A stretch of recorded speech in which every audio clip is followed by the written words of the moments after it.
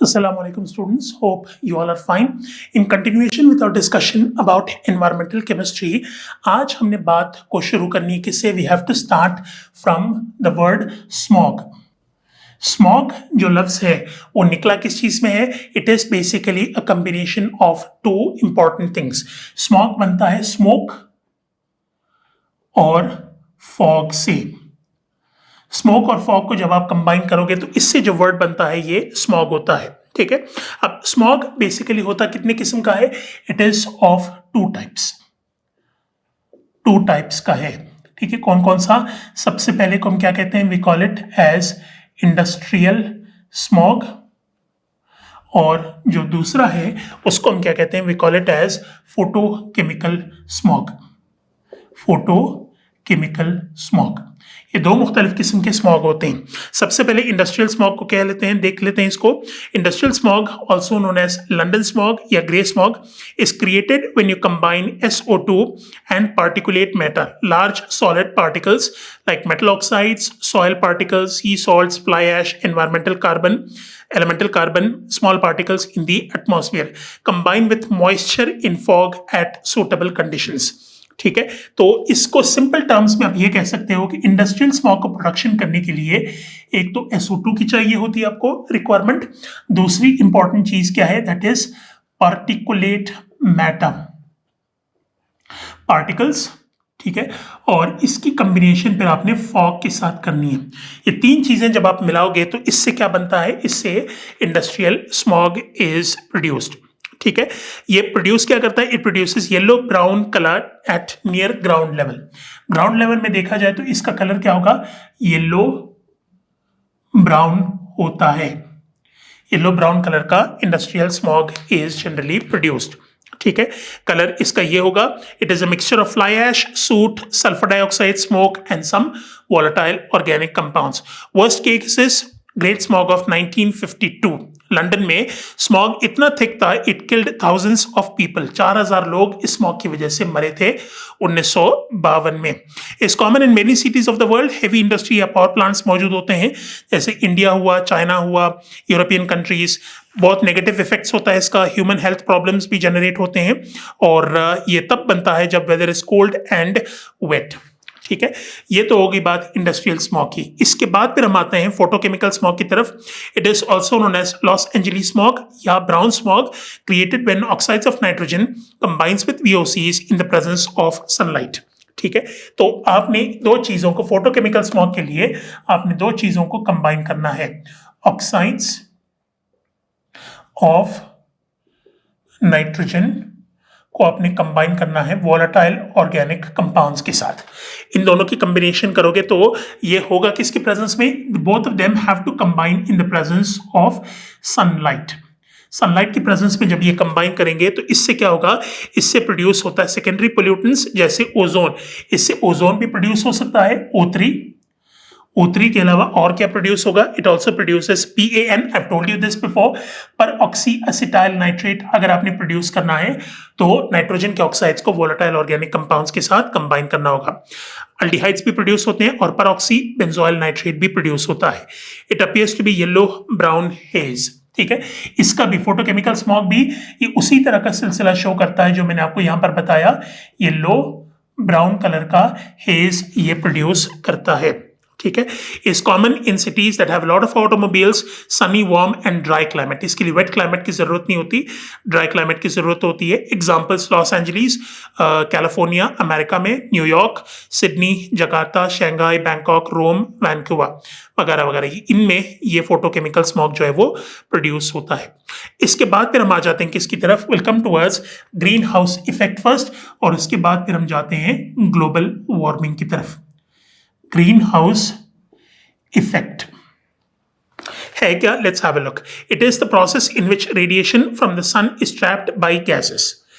इसको यहां पर डिस्क्राइब कर लेते हैं.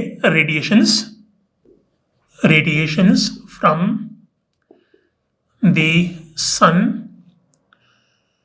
Are trapped by gases. ठीक है. कौन से गैसेस होते हैं?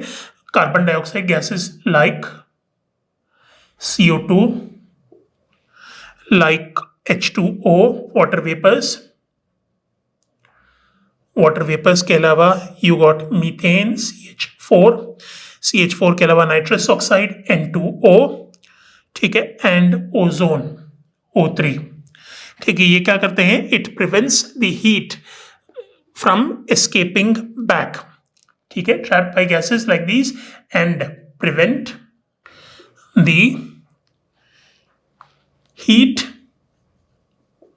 from escaping back into space में हीट को दोबारा एस्केप होने से रोकता है।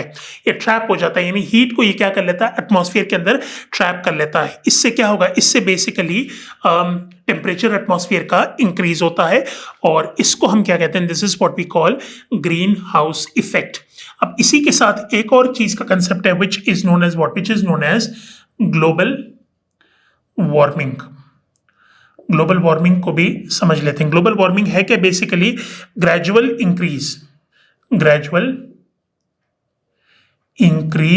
इन the overall temperature of the earth's atmosphere, ठीक है। इसको हम क्या कहते हैं? This is what we call global warming. और ग्लोबल वार्मिंग के लिए सबसे ज्यादा जो रिस्पॉन्सिबल है that is green house effect, ठीक है।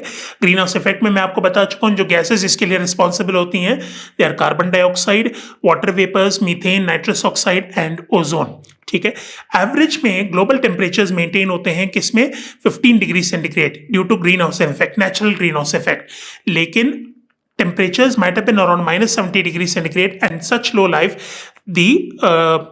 would not have been, such a low temperature life would not have been able to exist, ठीक है। तो ग्लोबल वार्मिंग, ये जो ग्रीन हाउस इफेक्ट है, to a certain extent it is helpful for maintaining the temperature of the atmosphere. लेकिन इसकी requirement जब बहुत ज्यादा बढ़ जाती है तो उससे क्या होगा? उससे फिर जो कंपोनेंट्स होते हैं एनवायरनमेंट के वो डिस्टर्ब हो जाते हैं and it can cause damages.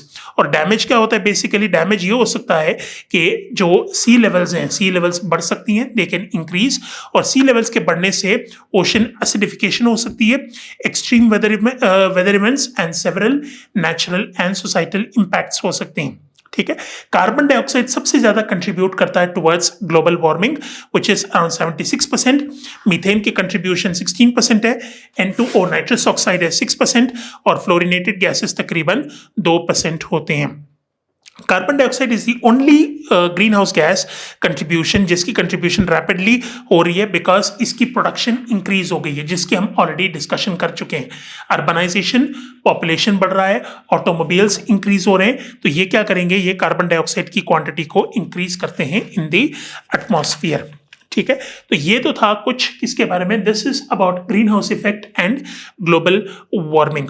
इसके बाद फिर हम आ जाते हैं किसकी तरफ? Welcome towards acid rain. Let's give the heading acid rain over here. Acid rain उस बारिश को कहते हैं जिसकी फॉर्मेशन होती है जब ऑक्साइड्स, एसिडिक ऑक्साइड्स को कंबाइन किया जाता है पानी के मॉलिक्यूल्स के साथ। 3 important oxides which are responsible for acid rain, they are SO2, NO2 and CO2। ये तीन है। SO2 से क्या प्रोड्यूस होगा? Ultimately sulphuric acid is produced, NO2 is responsible for the production of HNO3 and CO2 से H2CO3 produce होता है। ये 3 मुख्तलिफ किस्म के एसिड्स जो हैं ये प्रोड्यूस होते हैं from these 3 different types of oxides, ठीक है, प्रोड्यूस होता है।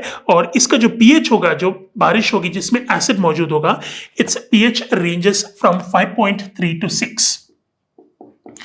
5.3 से लेके 6 तक का जो pH होता है ये एसिड रेन का होता है, ठीक है, राइट। हार्मफुल इफेक्ट्स क्या होते हैं? They can increase the acidity of rivers, dams and streams, lakes, oceans वगैरह वगैरह। Acid rain can increase the acidity of soil. उससे क्या होगा? उससे जो क्रॉप्स वगैरह वो सही तरीके से ग्रो नहीं कर सकते। और अगर आप इसको क्या करोगे, जो रिवर्स वगैरह में ऐड कर देते हो, उसमें जो मछलियां वगैरह मौजूद होती हैं वो सारी की सारी क्या हो सकती हैं, वो मर सकती हैं। Acid rain makes the water acidic, acidic बना देता है और एल्युमिनियम को अब्सॉर्ब करने में आसानी हो जाती है, जिससे टॉक्सिसिटी फैलती है। ठीक है, it can cause poisons, affects trees, trees को अफेक्ट करता है, lose their leaves and damage their bark and stunt their growth, growth को ये रोक देता है। एरोड्स बिल्डिंग्स, खास तौर पर जो स्टोन स्टैच्यूज होते हैं जो कैल्शियम कार्बोनेट से मिलके बने होते हैं, उसको ये अफेक्ट करता है, because you already discussed about this. अगर कैल्शियम कार्बोनेट का रिएक्शन किसके साथ हो, एसिड के साथ होता है, तो it results in the formation of salt, salt के साथ वाटर प्रोड्यूस होगा और वाटर के साथ कार्बन डाइऑक्साइड प्रोड्यूस हो सकता है। ठीक है, तो इससे वो बिल्डिंग्स खास तौर पर डैमेज होती हैं which are made up of what, which are made up of calcium carbonate. तो ये कुछ इफेक्ट्स हैं एसिड रेन के। ठीक है, अब हम आ जाते हैं कि इसकी तरफ। Welcome towards chemistry of stratosphere. Stratosphere के एनालिसिस जब हम करें तो सबसे पहले तो इसके अल्टीट्यूड का हमें एनालाइज करना है। Let me give the heading, chemistry of stratosphere. Stratosphere में सबसे पहले तो आपने देखना है इसका अल्टीट्यूड। जैसे ट्रोपोस्फीयर का मैंने आपको बताया वो कि 0 से लेके 11 किलोमीटर तक जो फासला है वो ट्रोपोस्फीयर का है। 12 से लेके 50 किलोमीटर तक अप्रोक्सीमेटली ये जो डिस्टेंस है, 12 से लेके 50 किलोमीटर तक, इसको हम क्या कहते हैं, this is what we call stratosphere. ठीक है, इसमें अगर हम देखें तो it consist of nitrogen, oxygen and ozone. ठीक है, 15% टोटल मास जो एटमॉस्फेयर का है वो स्ट्रेटोस्फीयर के अंदर मौजूद होता है। और स्ट्रेटोस्फीयर की सबसे बड़ी इंपॉर्टेंस प्रेजेंस ऑफ ओजोन है। ओजोन लेयर इसमें लोकेटेड है and this layer is about 38 kilometres thick. ठीक है, थिकनेस ऑफ ओजोन, ओजोन की thickness according to your book is 38 kilometres, 38 kilometre ये थिक होता है। और इसकी प्रेजेंस कब होती है, 20 to 40 kilometres above the earth surface. ठीक है, हजार्डस पोल्यूटेंट है अगर ये आ जाए किसमें, if it is present in the troposphere. और अगर ये स्ट्रेटोस्फीयर पे अंदर मौजूद हो तो स्ट्रेटोस्फीयर में what can it do, it can protect us from harmful ultraviolet radiations. ठीक है, क्यों, क्योंकि हार्मफुल अल्ट्रावायलेट रेडिएशंस अगर ओजोन मौजूद ना हो, अगर हार्मफुल अल्ट्रावायलेट रेडिएशंस जमीन के अंदर पहुंच जाए तो what can it do, it can cause skin cancer and all of that. ठीक है, तो नुकसान वाली बात यह है कि ये प्रोडक्शन और डिस्ट्रक्शन ऑफ ओजोन हो रहा है। ठीक है, प्रोडक्शन भी हो रहा है लेकिन डिस्ट्रक्शन भी साथ साथ हो रहा है, तो इसको बचाना जरूरी है, बिकॉज ओजोन का लेयर अगर डिस्ट्रॉय हो गया तो फिर अल्ट्रावायलेट रेडिएशन से हमें बचाने वाला कोई नहीं होगा।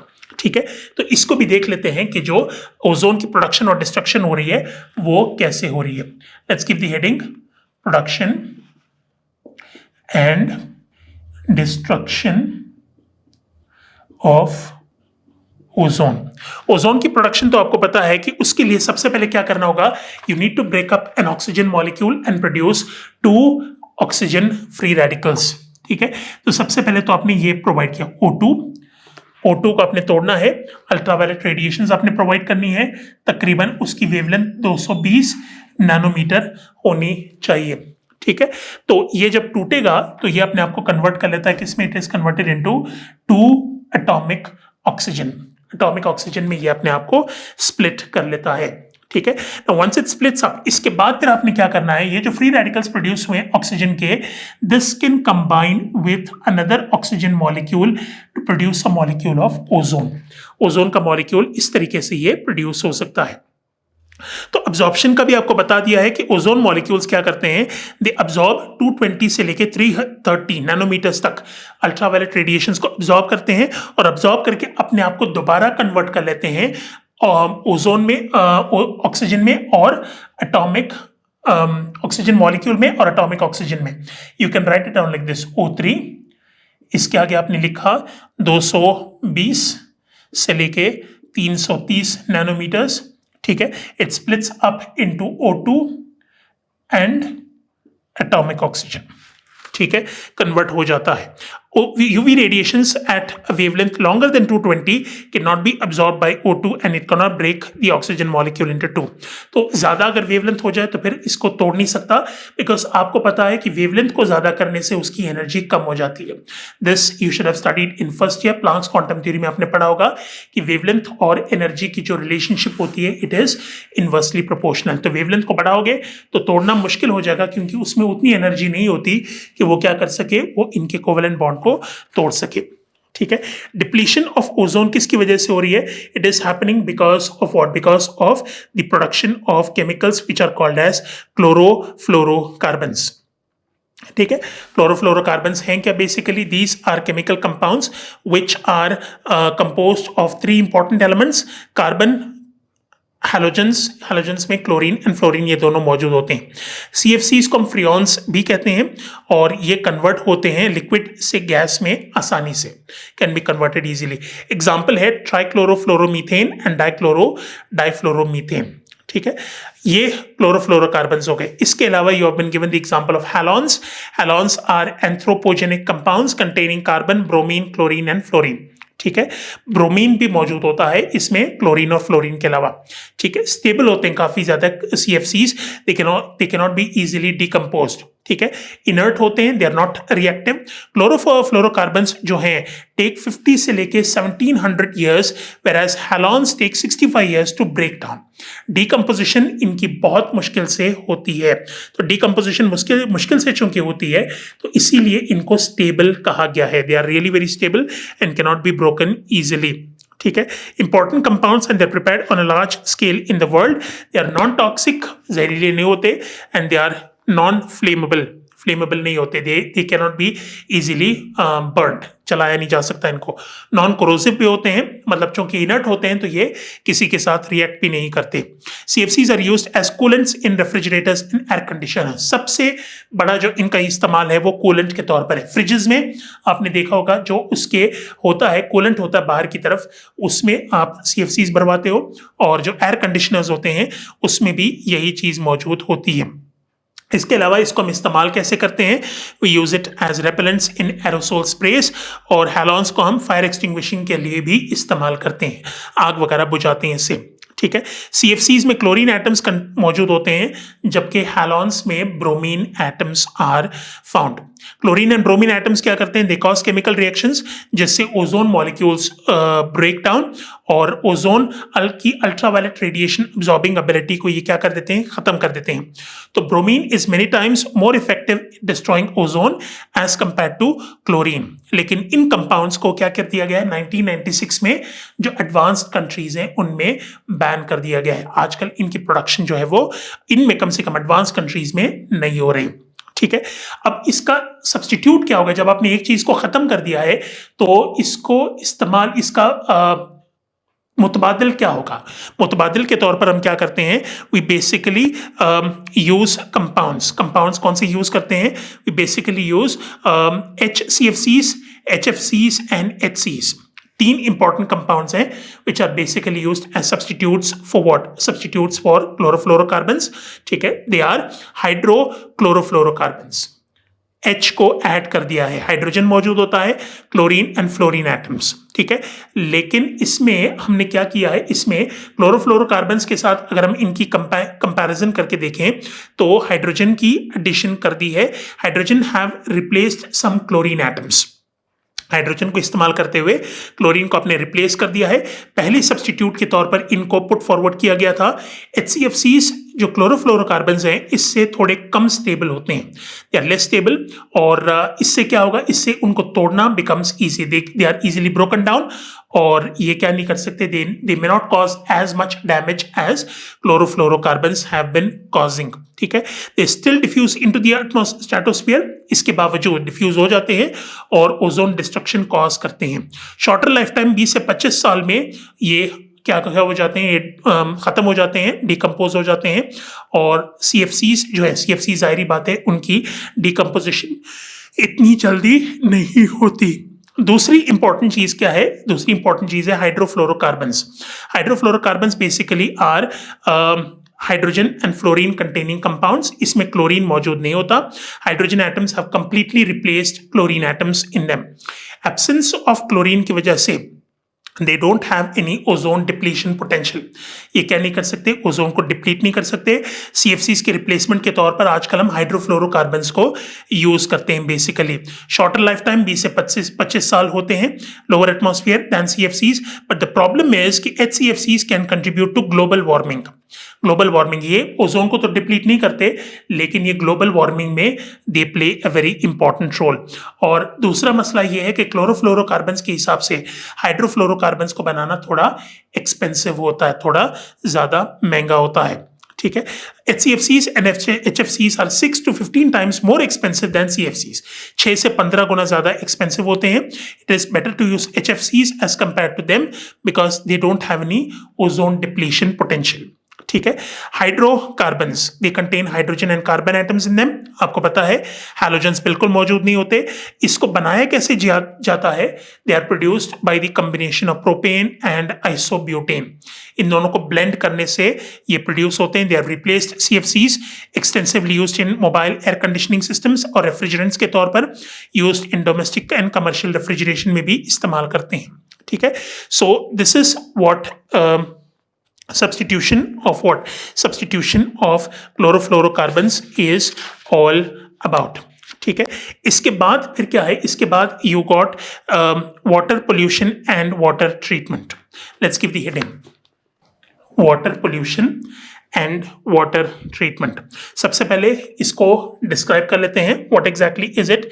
Any physical, chemical and biological change. Any physical, chemical and biological change in the quality of water by the addition of other substances that badly affect the living organisms is called water pollution. इसको water pollution कहते हैं. Any physical, chemical and biological change in the quality of water by the addition of other substances that badly affect the living organisms is called as what? It is called as water pollution. Water आपको पता है कि it is essential for life, existence of life on the earth. पानी के बगैर, जैसे हवा के बगैर जिंदगी मुमकिन नहीं है, उसी तरीके से पानी के बगैर भी जिंदगी इट इज नॉट पॉसिबल. पानी को इस्तेमाल हम करते हैं फॉर ड्रिंकिंग, पीने के लिए, वॉशिंग, कपड़े वगैरह धोने के लिए, कुकिंग, एग्रीकल्चर, ज़राअत में, इंडस्ट्री में, कारखानों में, ट्रांसपोर्ट में और रिक्रिएशनल पर्पसेस के लिए इनको इस्तेमाल किया जाता है. Marine life is also impossible without drinking water. ठीक है. जो मरीन लाइफ है, जो फिशेज वगैरह हैं, क्रैब्स वगैरह हैं, ये भी पानी के बगैर एग्जिस्ट नहीं करते. तो it must be free from deadly chemicals and bacteria in order to be drinkable. क्योंकि बैक्टीरिया वगैरह मौजूद हुए तो उससे फिर क्या होगा? उससे फिर इनको इस्तेमाल करना थोड़ा सा डिफिकल्ट हो जाएगा. The method in which water treatment, अब नेक्स्ट स्टेप में हम क्या कर लेते हैं? Let us have a look at what water treatment basically is. Let's give the heading water treatment और इसको डिस्क्राइब कर लेते हैं. Method in which raw water is made for drinking and other domestic purposes by removing foreign materials is known as water treatment. method in which raw water is made fit for drinking and other domestic purposes by removing foreign materials is known as water treatment. ठीक है, अब water treatment का मकसद क्या है? To remove contaminants and organisms through a combination of biological, chemical and physical processes to make it safe for drinking purposes के लिए पानी को साफ करना, उसमें से जो कंटामिनेंट्स, पोल्यूटेंट्स मौजूद हैं उसको रिमूव करने के तरीके को वाटर ट्रीटमेंट हम कहते हैं.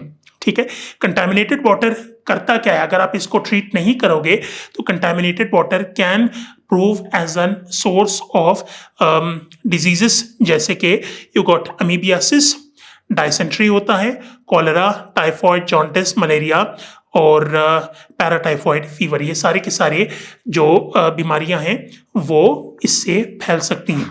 ठीक है, तो that is what water treatment basically is. Tomorrow what will we do, will have a look at its treatment और इसके देखेंगे तरीके वगैरह, देख के इस चैप्टर को कंप्लीट करेंगे. और इसके बाद सिर्फ रह गया एक चैप्टर आपके पास, दैट इज एनालिटिकल केमिस्ट्री. उसको ख़त्म करके will complete your course. But until then, अल्लाह हाफिज़.